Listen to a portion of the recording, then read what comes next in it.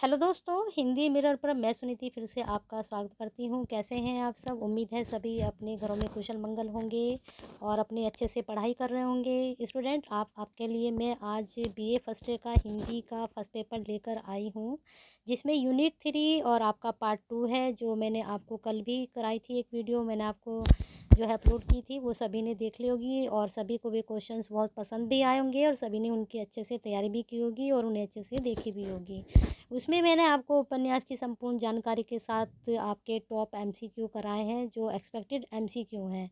और ये श्रीदेव सुमन उत्तराखंड यूनिवर्सिटी के बीए फर्स्ट ईयर के लिए मैंने बनाई है वीडियो। लेकिन जो उपन्यास का टॉपिक है, ये सभी के लिए महत्वपूर्ण है। ये हर एक कॉम्पिटिटिव एग्ज़ाम में आता ही है, चाहे आप नेट का एग्ज़ाम दें, चाहे आप सेट का एग्ज़ाम दें, चाहे आप कोई भी कॉम्पिटिटिव आप एग्ज़ाम देते हैं, तो उपन्यास के क्वेश्चंस आते ही आते हैं। तो आप भी, अगर आप श्रीदेव सुमन से नहीं हैं और आप एचएनबी से भी हैं, किसी भी यूनिवर्सिटी से आप रिलेटेड हैं, तो आपको किसी भी आप यूनिवर्सिटी के स्टूडेंट हैं, तो आप भी इस वीडियो को ज़रूर देखें। क्योंकि मैंने तो ये जो बीए फर्स्ट ईयर का जो आपका श्रीदेव सुमन के बच्चे हैं उनके हिसाब से बनाए, लेकिन उपन्यास का टॉपिक सभी को बच्चों को देखना चाहिए, जो कॉम्पिटिटिव एग्ज़ाम दे रहे हैं और जो एजुकेशन से भी एजुकेशनल कोर्स भी कर रहे हैं। चलिए हम आगे चलते हैं। आपको बता ही दिया है कि सारे जो हैं आपके एक्सपेक्टेड एमसीक्यू लिए गए हैं। ये देखिए, हिंदी उपन्यास आपका कल मैंने आपको क्वेश्चंस कराए थे, ठीक है, 49 तक 50 का क्वेश्चन मैंने आपको दिया था कि आपका ये जो है क्वेश्चन आपका सरप्राइज क्वेश्चन है। अब इससे हम आगे शुरू करते हैं। वो 50 क्वेश्चन आपका अलग से था, लेकिन ये आपका दूसरा है। निम्नलिखित में से किस उपन्यास में मृत्यु से साक्षात्कार को विषय बनाया गया है? अपने अपने अजनबी, शेखर एक जीवनी, नदी के द्वीप, इनमें से कोई नहीं। तो आपको 50वें का उत्तर बताना है। तो इसमें जो मृत्यु से साक्षात्कार बनाया गया है, वो अपने अपने अजनबी से बनाया गया है। अगला प्रश्न है, निम्नलिखित में से कौन सा एक मनोविश्लेषक उपन्यासकार नहीं है? मुंशी प्रेमचंद जी, जैनेन्द्र, लीलाचंद्र जोशी या फिर आगे? इसमें पूछा है मनोविश्लेषक। तो मैंने कल आपको बताया था कि मनोविश्लेषणवादी उपन्यासकार कौन कौन है। तो आपने इसका उत्तर सही लगा ही लिया होगा। और जो स्टूडेंट है उनको तो पता ही है, बहुत बार मैंने पढ़ाया भी है क्लास में कि मनोविश्लेषणवादी जो उपन्यासकार है वो कौन कौन है। तो मुंशी प्रेमचंद जी तो नहीं है, बाकी सब हैं। दोस्तों, चैनल पर जो आज नए हैं वो चैनल को सब्सक्राइब कर लें, जिससे नई वीडियो के नोटिफिकेशन उनको टाइम से मिलते रहें। और वीडियो लाइक एंड शेयर ज़रूर करें अगर पसंद आती है। नहीं भी पसंद आती है तो करें, क्योंकि आपको नहीं पसंद आती, हो सकता है आप शेयर करेंगे तो उनको पसंद आए जो देखेंगे इसको। तो आप इसको लाइक एंड शेयर ज़रूर करें। और मेरी एक और है कि जो अगर पसंद नहीं आती है तो जो है आप लाइक ना करें तो एक ज़रूरी नहीं है, लेकिन ये अनलाइक मत किया करें, क्योंकि उससे एक हम इतनी मेहनत के बाद एक वीडियो बनाते हैं और एक भी अनलाइक आता है तो हमें अच्छा नहीं लगता है। तो आप जो है लाइक ज़रूर करें और ज़्यादा से ज़्यादा शेयर करें। अगला प्रश्न है, निम्नलिखित में से कौन सा एक मनोविश्लेषक उपन्यासकार? ये तो हो चुका आपका। फिर अगला प्रश्न है, भारत विभाजन की घटना को आधार बनाकर लिखा गया उपन्यास है? दादा कामरेड, दिव्या, अमिता, झूठा सच। तो बताइए, भारत विभाजन को जो है आधार बनाकर लिखा गया उपन्यास है, तो 52 का आपका होगा डी, झूठा सच। ये लिखा गया है यशपाल जी के द्वारा, ठीक है। चलिए अगला प्रश्न है, यशपाल जी ने अपने किस उपन्यास में गांधीवाद, आतंकवाद, साम्यवाद की आलोचना प्रस्तुत की? दादा कामरेड, 12 घंटे, पार्टी कामरेड, देशद्रोही। तो इसमें हमें बताना है कि किस उपन्यास में गांधीवाद, आतंकवाद और साम्यवाद, ऊपर जो उपन्यास था वो क्या था, विभाजन पर आधारित था, लेकिन इसमें हमें बताना है कि उन्होंने इसमें जो है इस आलोचना प्रस्तुत की है, तो दादा कामरेड में, ठीक है। अगला प्रश्न है, निम्नलिखित में से कौन सा उपन्यास भैरव प्रसाद गुप्त का है? सती मैया का चोरा, महाकाल, नई पोद, रतिनाथ की चाची। तो बताइए दोस्तों, इसमें जो भैरव प्रसाद का जो है उपन्यास है कौन सा है? तो 54 का आपका आंसर होगा ए, ठीक है। और इसमें जो आपका नई पौध है, ये जो है नागार्जुन जी का है, ठीक है। इसको अभी आप नोट कर सकते हो, ये नागार्जुन जी का। बचे हैं महाकाल और रतिनाथ की चाची। अगर आपको पता है तो कमेंट बॉक्स में इसका जो है आप बताइए कौन है इसके लेखक। निम्नलिखित में से किसने किसानों और मजदूरों के जीवन का चित्रण करते हुए शोषित वर्ग की अनुभूतियों एवं भावनाओं की अभिव्यक्ति की है? अमृतलाल नागर, नागार्जुन, यशपाल, भैरव प्रसाद गुप्त। तो आपको बताना है किसने किसानों और मजदूरों के जीवन का चित्रण और करते हुए शोषित वर्ग के अनुभूतियाँ भावनाओं की अभिव्यक्ति की है। जो शोषित वर्ग है उसकी अनुभूति और भावनाओं की अभिव्यक्ति की है। अब आपको पता है किसानों और मजदूरों को लेकर तो ज़्यादातर प्रेमचंद जी ने लिखा है, लेकिन यहाँ पर पूछा गया है कि उनके जीवन का चित्रण करके, ठीक है। तो आप बताइए अमृतलाल नागर, नागार्जुन, यशपाल या फिर भैरव प्रसाद। तो आपका 55 का उत्तर होगा डी, भैरव प्रसाद गुप्त। और ये आपने ऊपर उनका उपन्यास का नाम भी सुना है, सती मैया का चोरा, ठीक है।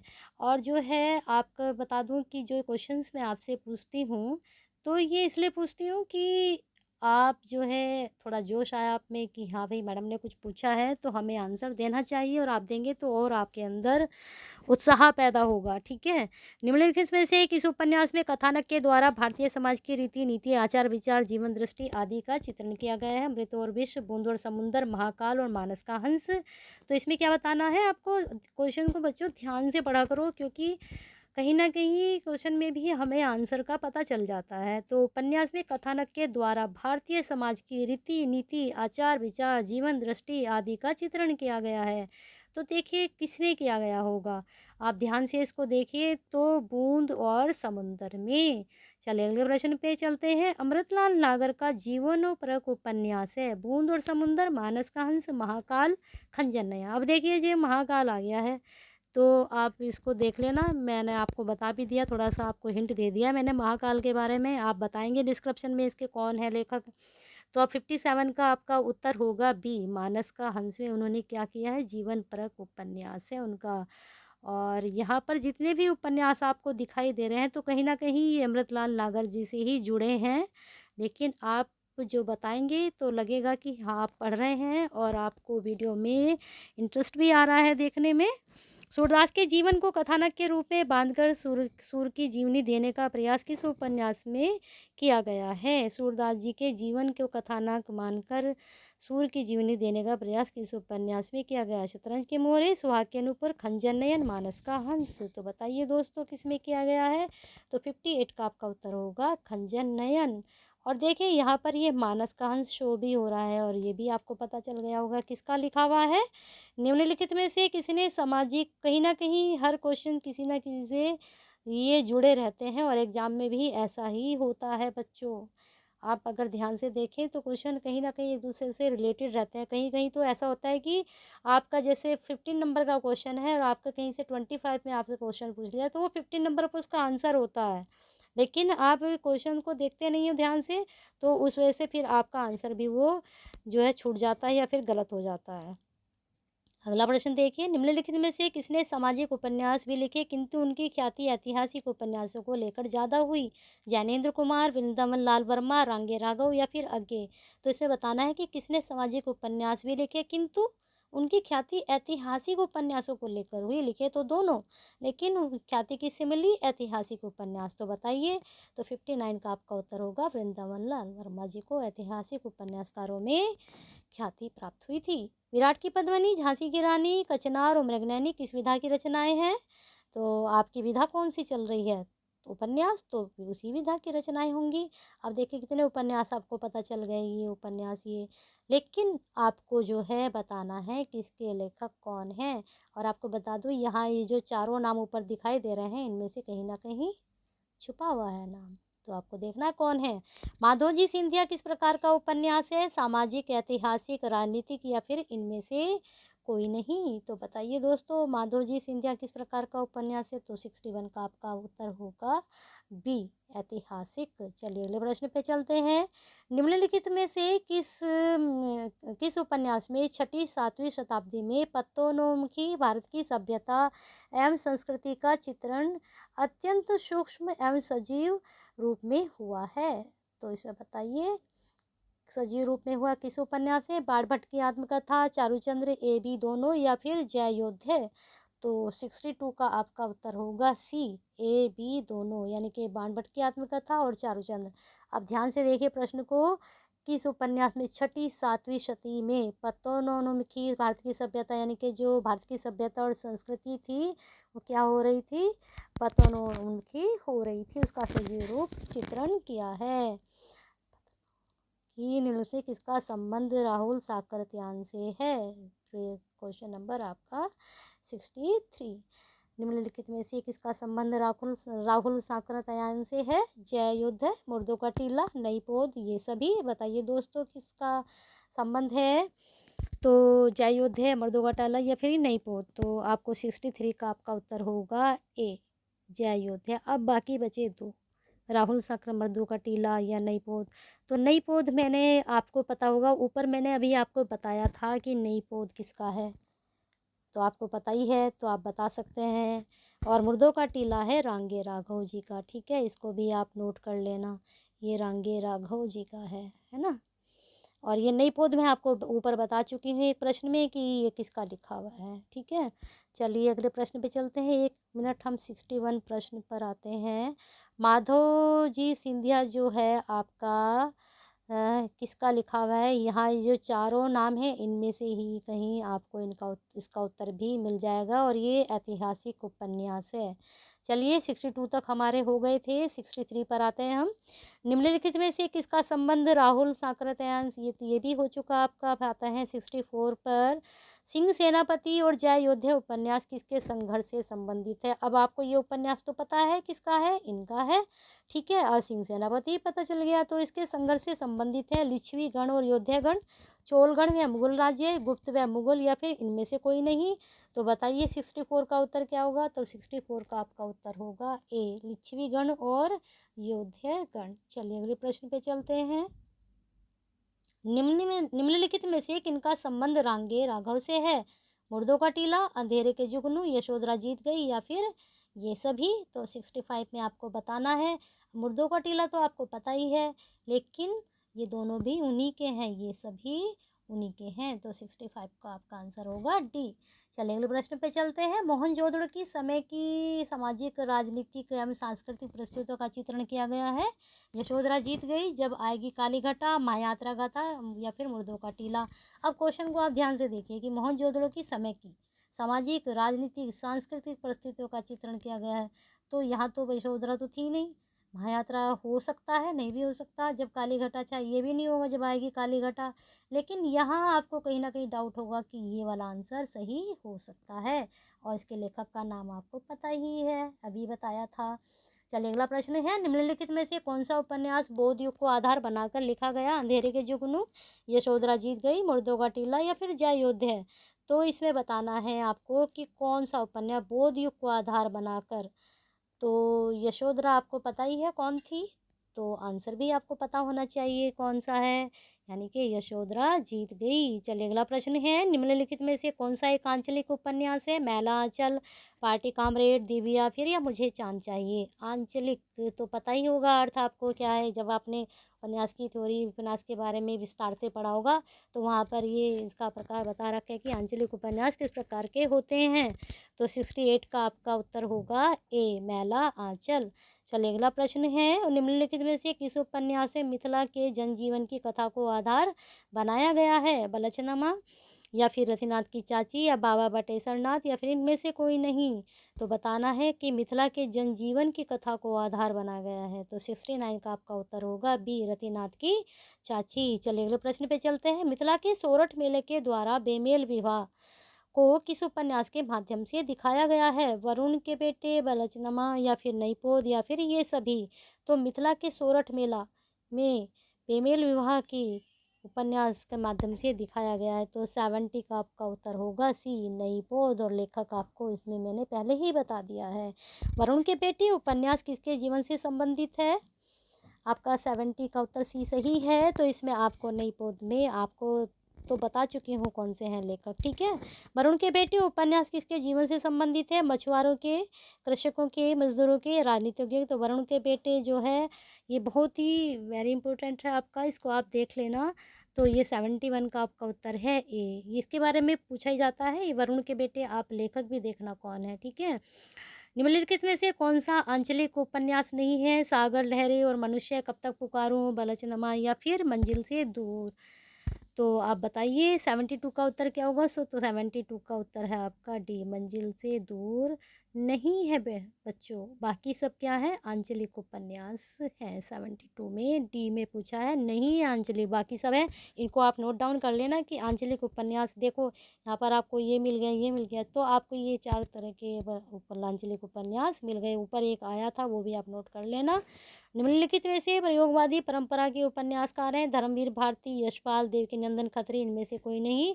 तो हमें देखना है कि प्रयोगवादी परंपरा के, तो 73 का आपका उत्तर होगा ए, धर्मवीर भारती ने अब प्रयोग किए हैं काफ़ी, ठीक है, अपने उपन्यास पर, इसलिए प्रयोगवादी परंपरा के उपन्यासकार हैं। एक इंच मुस्कान उपन्यास किसके संयुक्त प्रयासों से लिखा गया? राजेंद्र यादव, मन्नू भंडारी, राजेंद्र यादव या मृदुला गर्ग, राजेंद्र यादव, उषा प्रियोदय, या फिर ये सभी। तो 74 का आपका उत्तर होगा ए। और आपकी जानकारी के लिए बता दूं, दोनों ही ये पति पत्नी हैं और दोनों ही ये लिखते हैं। अगला प्रश्न है आपका ये, मुरारी और नरगिस के प्रेम पर आधारित उपन्यास है पाप और पुण्य, हसीनों के खतूत, या फिर आदर्श दंपत्ति। से बताइए कौन सा उपन्यास है मुरारी और नरगिस के प्रेम पर। ठीक है, तो इसमें पहला आपका उत्तर है बी, चंद हसीनों के खतूत। ठीक है, राही मासूम रजा के द्वारा रचित उपन्यास नहीं है। इसमें बताना है आपको कौन सा उपन्यास नहीं है उनके द्वारा रचित। 3 तो है, लेकिन इसमें से एक नहीं है, वो एक कौन सा है? तो समरशेष है, ये इनका उपन्यास नहीं है, बाकी तीनों इन्हीं के हैं। तो आप देख लेना समरशेष, बताना मुझे, आप कमेंट बॉक्स में इसको बताना कि समरशेष किसका लिखा हुआ है, आपको भी पता चलेगा और जो है आपके ज्ञान में वृद्धि होगी अगर आप इसको सर्च करते हैं। देश विभाजन के प्रसंग पर आधारित उपन्यास है झूठा सच, तमस, कितने पाकिस्तान, छोटे छोटे महायुद्ध। तो इसमें सही उत्तर को आपको छांटना है नीचे। चलिए नीचे चलते हैं, यहाँ पर देखिए, तो यहाँ पर आपको बताना है कि इसमें प्रसंग देश विभाजन पर, तो झूठा सच तो हम ऊपर अभी देख कर ही आ रहे हैं।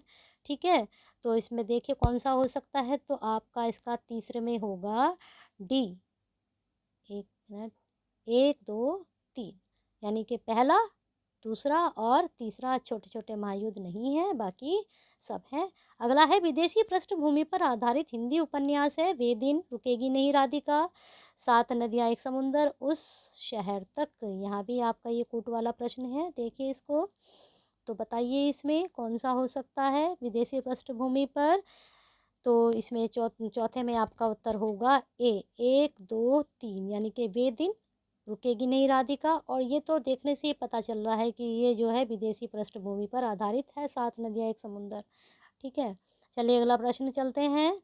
अब अगला प्रश्न है आपका, निम्नलिखित में से किस उपन्यास को स्त्री लेखन का प्रस्थान बिंदु माना जाता है? मित्रों मरजानी, कठगुलाब, आवा, या फिर चाको। बच्चों मैंने इसमें सारे प्रश्न जितने लिए हैं सिलेक्टेड लिए, इनकी कहीं से भी उठाकर कुछ भी दे रही हूँ, सीधे सीधे आपको दे दिए हैं प्रश्न उठाकर। जो अच्छे प्रश्न हैं से उपन्यास से रिलेटेड वही प्रश्न मैंने आपको दिए हैं। वैसे तो देखो कि उपन्यास, कहानी, नाटक, ये सब अगर पर्टिकुलर आपका एक टॉपिक, एक उपन्यास आता है तो उससे ही रिलेटेड प्रश्न आते हैं, लेकिन जब उपन्यास पूरा आपका हो गया कि उसमें कितने उपन्यासकार हैं, कितने उपन्यास लिखे गए हैं, सभी के बारे में कहीं ना कहीं से भी कुछ भी पूछ सकते हैं, तो इसकी कोई सीमा नहीं है। लेकिन फिर भी मैंने कोशिश की है, 100 क्वेश्चन मैंने आपको दे चुकी हूँ, कल भी दिए और आप भी इस वीडियो में बनाए हैं। मेरी कोशिश रही है कि इनमें से आपके प्रश्न आए, और अगर आए तो मुझे बहुत खुशी होगी, जिससे आपका पेपर अच्छे से जाएगा। अगला प्रश्न है, निम्नलिखित में से किस उपन्यास को स्त्री लेखन का प्रस्थान बिंदु, इस क्वेश्चन को ध्यान से देखिए, किस उपन्यास में स्त्री लेखन का प्रस्थान बिंदु माना जाता है, यानी कि शुरुआत। तो 42 का आपका उत्तर होगा ए, मित्रों मरजानी से स्त्री लेखन। ध्यान से देखना बच्चों इस प्रश्न को। निम्नलिखित में से किस उपन्यास का संबंध अप्रवासी जीवन से है? बेदिन, लाल पसीना, लेकिन दरवाजा, या फिर निर्वासन। तो बताइए 43 का आपका उत्तर होगा बी, लाल पसीना, अप्रवासी जीवन से संबंधित है। ठीक है, अगला प्रश्न देखिए आप, श्यामा स्वप्न के लेखक कौन हैं? ये आपका उत्तर बताना है इसमें, किशोरीलाल गोस्वामी, ठाकुर जगमोहन सिंह, ब्रजनंदन सहाय, या गोपाल राम गहमरी। तो 76 का आपका जो उत्तर होगा वो होगा ठाकुर जगमोहन सिंह। मेरी तेरी उसकी बात के लेखक कौन है? भगवती चरण वर्मा, यशपाल, अमृतलाल नागर, या शिव प्रसाद सिंह। तो 77 का आपका उत्तर होगा बी, यशपाल जी। चलिए अगले प्रश्न पे चलते हैं, इनके ऊपर भी आए हैं उपन्यास, उनको भी ध्यान से पढ़ना आप। कालीचरण किस उपन्यास का पात्र है? प्रति परिकथा, झूठा सच, मैलांचल, या फिर गोदान। तो बताइए 78 में क्या उत्तर होगा आपका? सी, यानी कि जो कालीचरण है वो मैला आंचल का उपन्यास का पात्र है। और इसके लेखक कौन है मैला आंचल के, ये भी आप बताएंगे। ठीक है। नूतन ब्रह्मचारी उपन्यास के रचनाकार हैं राधा कृष्ण दास, ठाकुर जगमोहन सिंह, बालकृष्ण भट्ट, लज्जा राम मेहता। तो बताइए, ये तो मैंने अच्छे से पढ़ाया हुआ है। नूतन ब्रह्मचारी उपन्यास के रचनाकार कौन है? 79 का सी, बालकृष्ण भट्ट। तो इसका उत्तर होगा। ठीक है। अगला प्रश्न है, इनमें जीवनी परक उपन्यास नहीं है। खंजन नयन, मानस का हंस, पहला गिरमिटिया, भूले बिसरे चित्र। तो जीवनी परक उपन्यास नहीं है। जीवनी परक उपन्यास भी लिखे गए हैं इनके, जो खंजन नयन, इसके बारे में आपको ऊपर बताया, मानस का हंस के बारे में ही बताया है। दो तो आपको पता चल ही गए हैं, लेकिन आपको बताना है कि नहीं है। तो भूले बिसरे चित्र जो है जीवनी परक उपन्यास नहीं है, और ये तीनों जो है जीवनी परक उपन्यास है। अब जीवनी परक उपन्यास किस तरह के होते हैं? आप किसी को जीवनी रूप में, किसी को आप जैसे सूरदास जी को उठाकर खंजन नयन, ये मैंने आपको बता दिया, लेकिन ये आपको ही बताना था, लिखा गया है। तो क्या होता है कि ये मानस का हंस तुलसीदास जी को लेकर लिखा गया है, आपको ये भी बता दूं मैं। लेकिन पहला गिरमिटिया किसको लेकर लिखा गया है ये पता है, लेकिन आप मुझे बताएंगे कि पहला गिरमिटिया किसकी जीवनी परक उपन्यास है। ठीक है। दो मैंने आपको बता दिए, सूरदास जी और तुलसीदास जी। चलिए अगला प्रश्न, कौन सा उपन्यास अधूरा नहीं है? इरावती, मंगलसूत्र, चोटी की पकड़ या फिर रत्ना की बात? अधूरा नहीं है, प्रश्न को ध्यान से देखना। अधूरा नहीं है, इसे बताना है कि अब इरावती तो अधूरा है, मंगलसूत्र भी अधूरा है। अब ये बचे हैं दो, चोटी की पकड़ और रत्ना की बात। ये मैंने कल आपको, इरावती वाला तो कल की वीडियो में मैंने आपको बताया था कि अधूरा उपन्यास है, और ये किसका लिखा हुआ है। मंगलसूत्र के बारे में भी मैं आपको बता चुकी हूँ किसका लिखा हुआ है, ये अधूरा उपन्यास है। लेकिन अब दो रह गए, सी और डी। बताइए इसका उत्तर क्या होगा? तो 81 का आपका उत्तर होगा डी, रत्ना की बात। ये आपका अधूरा उपन्यास नहीं है, ये उपन्यास पूरा है। अब रहा चोटी की पकड़, ये मैंने आपको बता दिया, ये बता दिया। चोटी की पकड़ किसका उपन्यास है, ये आप मुझे बताएंगे। ठीक है। ये आपके प्रश्न हो चुके हैं कंप्लीट, और आपको ये प्रश्न पसंद आए होंगे। और जो अगर आपको पसंद आए हैं तो ज़्यादा से ज़्यादा वीडियो को शेयर कीजिए, जिससे और बच्चों को भी इसका फ़ायदा हो। और मेरा मानना है कि बच्चे बीए के बच्चों को तो हो ही, साथ में जो बच्चे कॉम्पिटिटिव एग्ज़ाम की तैयारी करते हैं उनके लिए भी ये टॉपिक बहुत ही महत्वपूर्ण है। तो उनको भी ज़्यादा से ज़्यादा शेयर कीजिए, लाइक कीजिए, लाइक कीजिए, क्योंकि आप जब लाइक करते हैं तभी हमारी वीडियो को जो है प्रोग्रेस मिलती है, और हमें प्रेरणा भी मिलती है।